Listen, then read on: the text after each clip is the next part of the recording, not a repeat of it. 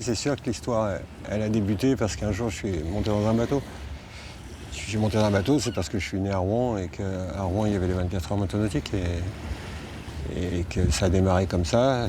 T'es né, je faisais des courses de bateau et puis du coup, maintenant, tu fais les courses de bateau parce que tu as toujours vu ça depuis déjà dans ta poussette. C'est vrai que depuis tout petit, on n'a connu que ça. Hein. Tous les souvenirs, tout qu'on a eu et tout. Et puis aujourd'hui, d'être à Miami, c'est quand même pas trop mal. Hein. Un tandem père-fils à la conquête d'un nouvel univers.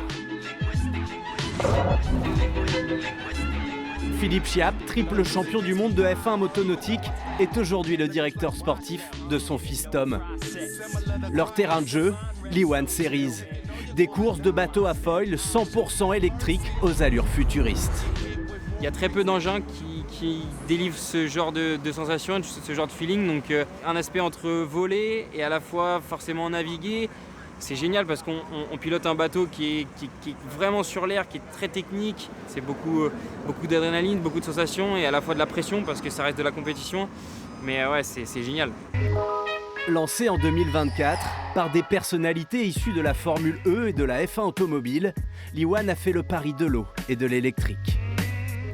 Io quando ho cominciato questo progetto e ho iniziato a progettare e a costruire queste barche, molti mi dicevano non funzioneranno mai.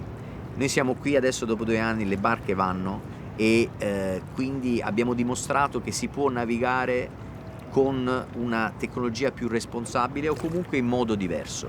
L'écologie, c'est une valeur fondamentale dans le sport, dans les sports électriques, mais ce n'est pas le seul pour développer la technologie. Après, comme conséquence, on aura une amélioration des conditions des océans, des rivières, de l'eau. Pour se mettre au diapason de son époque, la discipline a également conçu ses compétitions autour de la parité. Chaque équipe est composée d'un binôme homme-femme. Tom Chiappe partage défaites et victoires avec une vice-championne du monde de jet ski, l'Espagnol Chris Lazaraga. That only 18 people are allowed to do in the world. So I feel very proud to be doing this, especially with my friends and family, Tom and Philip. Côté notoriété, l'E1 s'appuie sur des propriétaires d'écuries d'un nouveau genre. Des icônes internationales issues du divertissement ou du sport de haut niveau. Parmi eux, l'homme aux 22 titres du Grand Chelem, Rafael Nadal, le patron de Tom et du Team Rafa. You know, I am a sea lover. They explain me all the activities that they're gonna do around the races to protect our oceans. For me, it looks exciting, and it's our second year, and yeah, having fun and enjoying the competition in a good way. Des stars aux premières loges pour suivre une deuxième saison haletante. Let's go, vamos! À 3 grands prix du dénouement, le Team Rafa faisait la course en tête, puis est venue l'étape monégasque.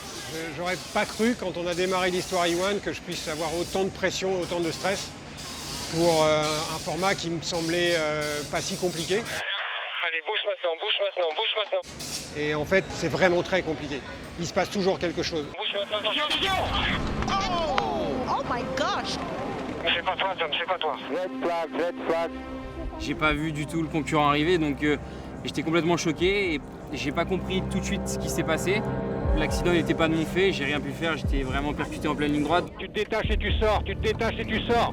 Tu te détaches et tu sors. Ça a réduit un peu nos chances de performer sur les courses d'après. Malgré des résultats qui étaient difficiles dus aux problèmes mécaniques, on a toujours fait en sorte de marquer des points et d'être toujours en course pour le championnat. Donc on est ici à Miami, 3 points du leader et il va falloir aller chercher la victoire maintenant.